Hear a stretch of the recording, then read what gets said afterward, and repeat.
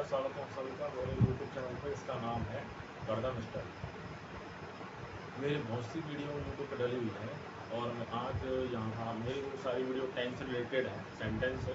और यहाँ पर हम आज करने जा रही हैं present perfect tense. Present perfect tense perfect जिसका मतलब होता है, अगर परफेक्ट समझें तो उसका मतलब होता है कार्य का पूरा होना, यानी इसमें कार्य का पूरा होना बताया जाता है।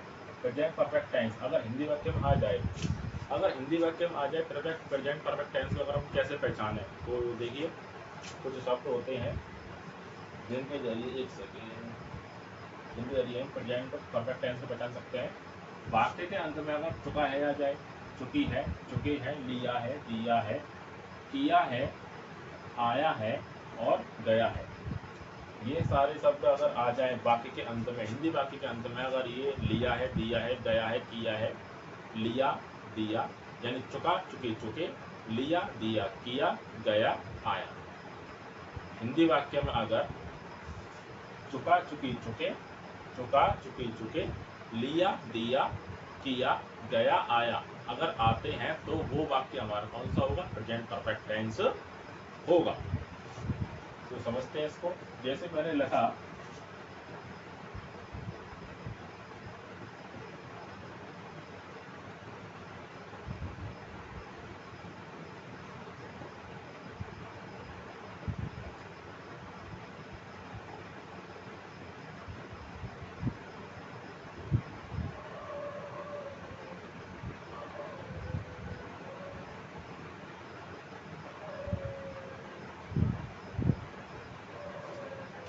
यहाँ पर लिखा हुआ है राजू ने चाय पी ली है, कबीर ने घरकार कर लिया है। यानी राजू है, राजू ने चाय पी ली है, कबीर ने घरकार कर लिया है। यहाँ पर लिखा हुआ है कार्य का पूरा होना। यहाँ पे देखो, चाय पी ली है, यानी ये काम था चाय पीने का, वो उसने क्या कर दिया? खत्म कर दिया, चाय को पी लिया है। कबीर ने गृहकार कर लिया है, गृह कार्य का काम था, वो कर लेकर बैठा था, आपने उसने क्या कर दिया? उस कार्य को क्या कर दिया? खत्म कर दिया है। इन शॉर्ट, परफेक्ट का मतलब होता है कार्य का समाप्त होना, यानी परफेक्ट टेंस में आपको कार्य का समाप्त होना बताया जाता है। तो इसके आगे देखते हैं।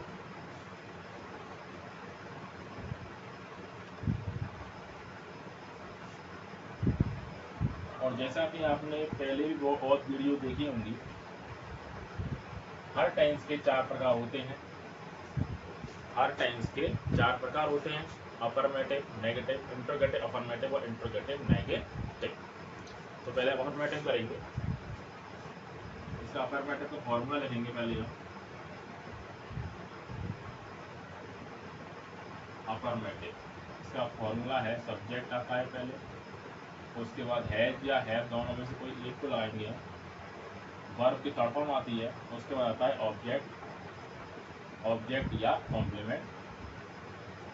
सब्जेक्ट आप जानते होंगे, हैज और हैव, वर्ब की थर्ड फॉर्म। अब ये ऑब्जेक्ट या कॉम्प्लीमेंट क्या चीज़ है? ऑब्जेक्ट तो आप जानते ही होंगे, ऑब्जेक्ट वर्ब के साथ जुड़ा होता है, वो ऑब्जेक्ट होता है। लेकिन कॉम्प्लीमेंट क्या होता है? तो देखिए, इसको हम एक मिनट से समझ लेते हैं। जैसे मैंने लिखा, रमेश ने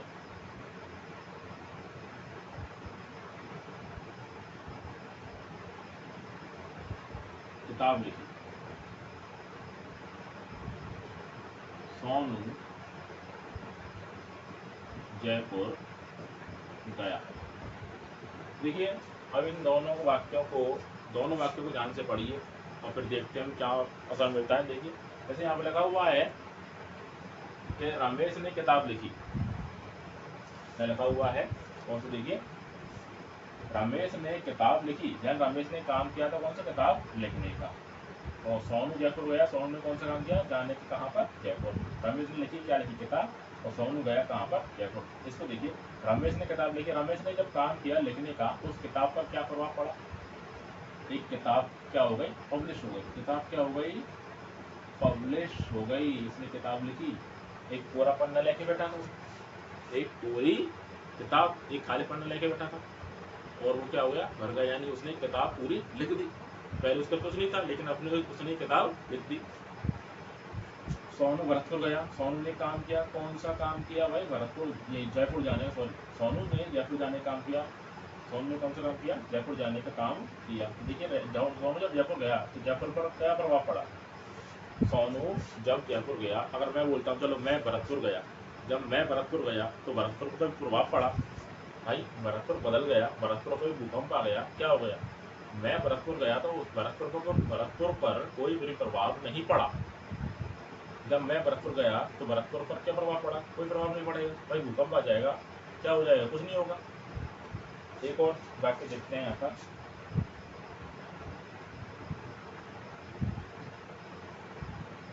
सुरेंद्र ने चाय पी ली। सुरेंद्र ने चाय पी ली। सुरेंद्र ने काम किया था चाय को पीने का। जब उसने चाय को पी लिया, चाय पर क्या प्रभाव पड़ा? वो चाय क्या हो गई? खत्म हो गई। क्या हो गई? चाय खत्म हो गई। तो सुरेंद्र ने चाय को पीना शुरू किया तो चाय क्या हो गई? चाय खत्म हो गई। यानी चाय पर प्रभाव क्या पड़ा? चाय खत्म हो गई। मैं बोलता हूँ मैं ऑक्सीजन लेता हूँ, अगर हम बोलते हैं मैं ऑक्सीजन लेता हूँ तो मेरे लेने से, मेरे ऑक्सीजन ग्रहण करने से ऑक्सीजन पर भाई डायरेक्टली या इनडायरेक्टली कोई ना कोई इफेक्ट उस पर पड़ेगा। मेरे ऑक्सीजन लेने से ऑक्सीजन पर डायरेक्ट हो या इनडायरेक्ट हो कोई इफेक्ट तो पड़ना ही है, कोई प्रभाव तो सब पड़ना है भाई। ऑक्सीजन कहीं ना कहीं तो खत्म होगी, ऑक्सीजन एक सीमित संसाधन है, कहीं ना कहीं तो खत्म होगा। अगर हम पेड़ों को काटना बंद ना करें, ऑक्सीजन एक सीमित संसाधन नहीं है, आपको पड़ा होगा, सीमित संसाधन है ऑक्सीजन, कभी ना कभी तो खत्म होगा। यानी ऑक्सीजन पर कोई प्रभाव पड़ रहा है। लेकिन अगर मैं बोलता हूँ मैं भरतपुर जाता हूँ, मेरे जाने से भरतपुर पर क्या प्रभाव पड़ेगा? कुछ भी प्रभाव नहीं पड़ेगा। तो किताब क्या है? किताब एक ऑब्जेक्ट हो जाएगी। जयपुर क्या है? जयपुर एक कॉम्प्लीमेंट हो जाएगा। चाय का है, चाय एक ऑब्जेक्ट हो जाएगी। कहना क्या चाहते हैं हम? ये कहना चाहते हैं कि क्रिया करने से अगर कोई प्रभाव पड़ता है तो वो ऑब्जेक्ट होता है, अगर क्रिया करने से कोई प्रभाव नहीं पड़ता है तो वो क्या होता है? एक सिर्फ कॉम्प्लीमेंट होता है। यहाँ हम केवल इतना ही समझेंगे। हाँ, लेकिन जब मैं एक वीडियो बनाऊंगा जिसमें सब्जेक्ट, वर्ब, ऑब्जेक्ट, कॉम्प्लीमेंट, यानी एक सेंटेंस का जो पूरा स्ट्रक्चर है उसको समझाऊंगा, वहां पर हम इसके बारे में डिस्कस करेंगे।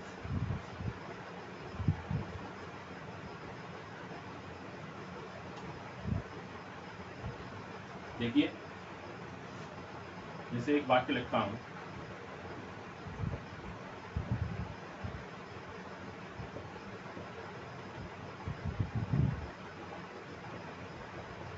मैंने खाना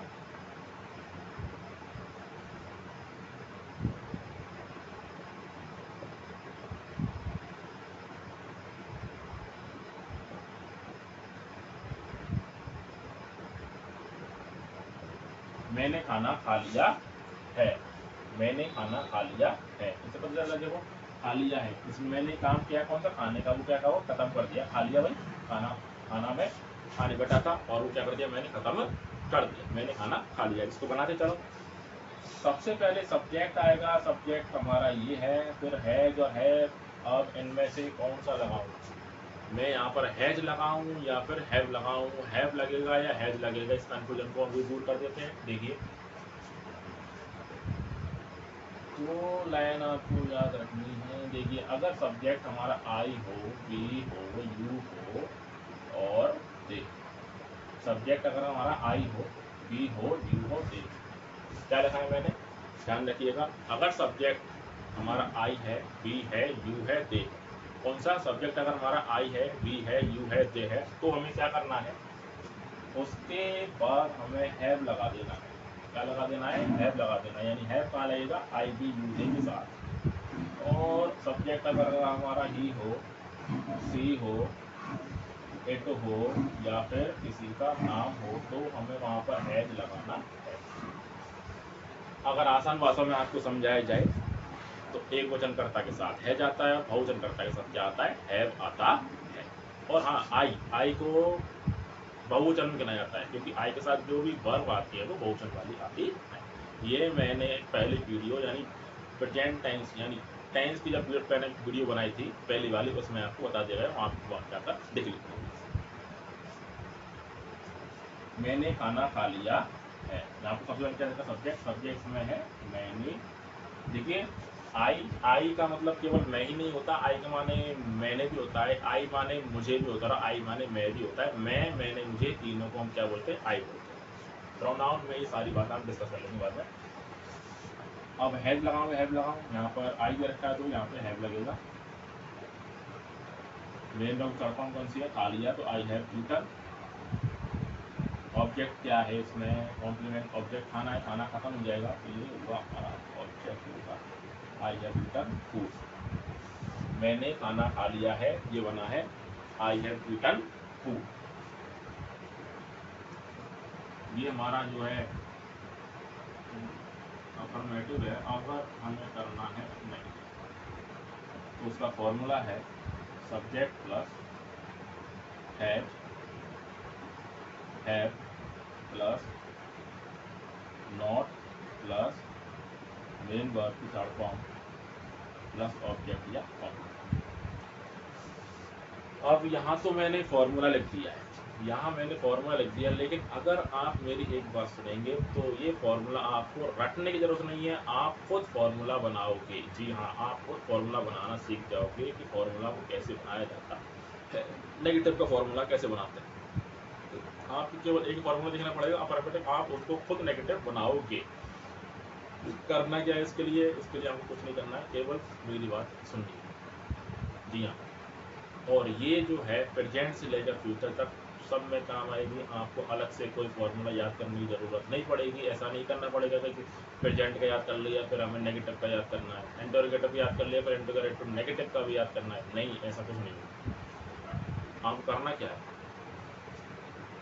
हमारे पास अफर्मेटिव फॉर्मूला है, हमारे पास कौन सा फॉर्मूला है, अफर्मेटिव, यानी कोई भी टाइम से उसका हमारे पास अफर्मेटिव या सिंपल का फॉर्मूला है। आप उसको नेगेटिव बना सकते हो, अपने आपको फॉर्मूला याद करने की जरूरत नहीं पड़ेगी। करना क्या है, मेन वर्ब से पहले नॉट लगा देंगे। क्या करेंगे, मेन वर्ब से पहले नॉट लगा देंगे। लेकिन याद रखिए ये फॉर्मूला जो है प्रेजेंट का इंडेफिनिट और पास्ट का इंडेफिनिट में काम नहीं करेगा। गौर से सुनिए, प्रेजेंट का इंडेफिनिट और पास्ट के इंडेफिनिट में ये फॉर्मूला बिल्कुल भी काम नहीं करेगा। वो आपको इन दोनों के अलावा कहीं भी लगा सकते हो, इन दोनों के अलावा कहीं भी लगा सकते हो। प्रेजेंट का और पास्ट का दोनों का नेगेटिव को छोड़कर, यानी प्रेजेंट और पास्ट के नेगेटिव को छोड़कर किसी भी फॉर्मूले को आप अगर नेगेटिव बनाना चाहें तो मेन वर्ब को देखिए, उससे पहले नॉट लगा दीजिए। यहाँ भी मैंने वही किया, देखिए सब्जेक्ट है जब वर्ब करता हूँ प्लस ऑब्जेक्ट या कॉम्प्लीमेंट है, यहाँ भी वही है, यहाँ भी वही है। मैंने क्या किया है, मेन वर्ब से पहले नॉट लगा दिया, देखिए नॉट लगा दिया। अब इसको यहाँ उतारना चाहें, मैंने खाना खा लिया है,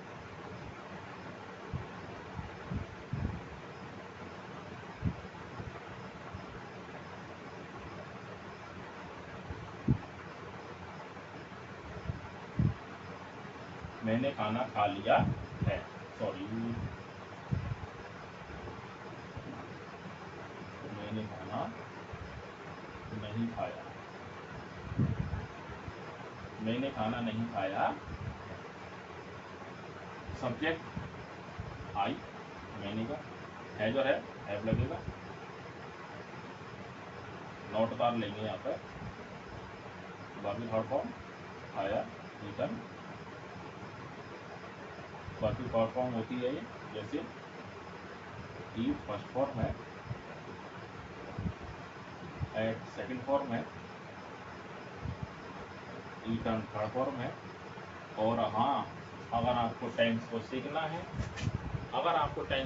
तो आपकी वर्ब याद करनी पड़ेगी, वर्ब की थर्ड फॉर्म याद करनी पड़ेगी, वर्ब की first second third fourth form, ये जो फोर्थ फॉर्म होती है जिसमें आईएनजी लगती है, वो सारी फॉर्म आपको याद करनी पड़ेगी। और हाँ, अगर आप मेरे साथ जुड़े रहोगे तो आपको ना वर्ब याद करनी पड़ेगी, मैं आपको वर्ब बनाना सिखाऊंगा, आपको सब्जेक्ट बताऊंगा सब्जेक्ट कैसे कहते हैं, और आपको ऑब्जेक्ट बताऊंगा, आपको वर्ब यानी सेंटेंस का पूरा जो स्ट्रक्चर होता है, सब्जेक्ट वर्ब ऑब्जेक्ट में कौन कौन से पार्ट होते हैं वो बताऊंगा। नाउन प्रोनाउन में आपको कभी भी कोई परेशानी नहीं आएगी, बस मेरे साथ जुड़े रहिए। I have not eaten food, देखिए सकारात्मक वाक्य था, इसको हम क्या बना दिया, नेगेटिव बना दिया, I have not eaten food. चलिए अब हम बनाते हैं इंटरोगेटिव, अफर्मेटिव।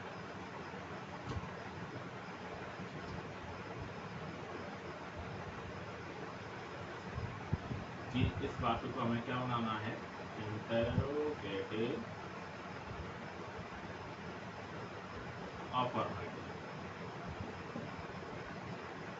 इसको मैं लिख देता हूँ, इसका स्ट्रक्चर क्या होगा, सब्जेक्ट हैजर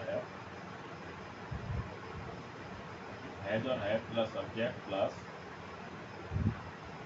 वर्ब की शॉर्ट फॉर्म प्लस ऑब्जेक्ट या कॉम्प्लीमेंट प्लस हो जाएगा यहाँ क्वेश्चन। अब इसमें भी मैंने कुछ अलग नहीं किया है, जी हाँ।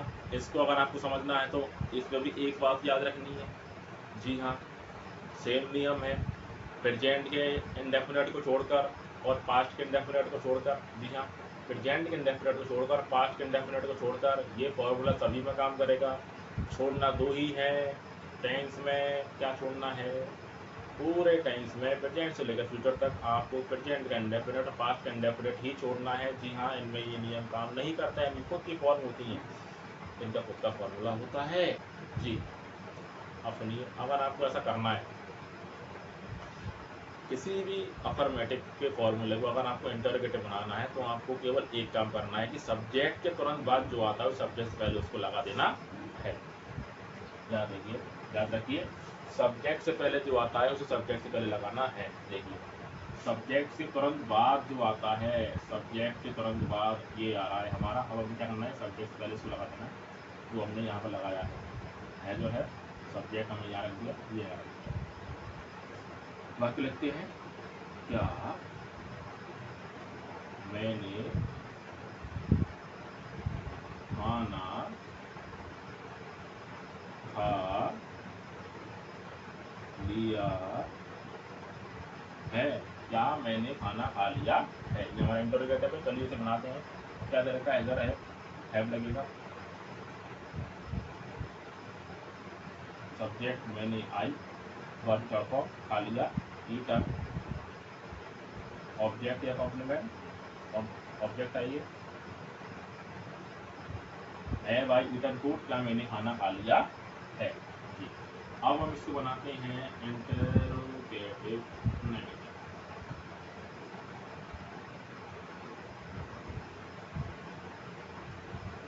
जी मैंने बताया था आपको किसी फॉर्मूले को नेगेटिव बनाना तो हमें क्या करना है, इसको उतार लेंगे, है plus subject plus not plus verb की short form plus object plus question mark, जी हाँ। इसको भी मैंने नेगेटिव बनाया तो क्या किया, मेन वर्ब से पहले मैंने नॉट जोड़ दिया यहाँ पर, देखिए कुछ अलग मैंने नहीं किया है। इसको उतार लेते हैं यहाँ पर, क्या मैंने खाना नहीं खाया है, क्या मैंने खाना नहीं खाया है। इसको बनाना है, कैसे बनेगा, है जो है क्या आएगा, हैव आएगा, have subject I, not, not के बाद वर्ब शॉर्ट फॉर्म आ जाएगी, ईटन,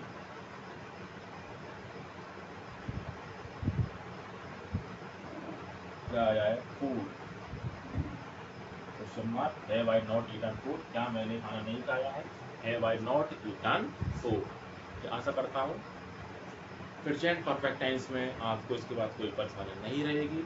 अगर आपको और भी दिक्कत, इस वीडियो को 2 बार 3 बार 4 बार देखिए, प्रेजेंट परफेक्ट टेंस आपको समझ में आ जाएगा।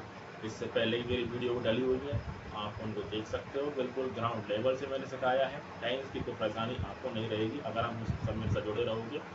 आगे भी बहुत से कॉन्सेप्ट बनाऊंगा, बस मेरे साथ जुड़े रहिए, आपका साथ मेरे लिए बहुत जरूरी है, ठीक है।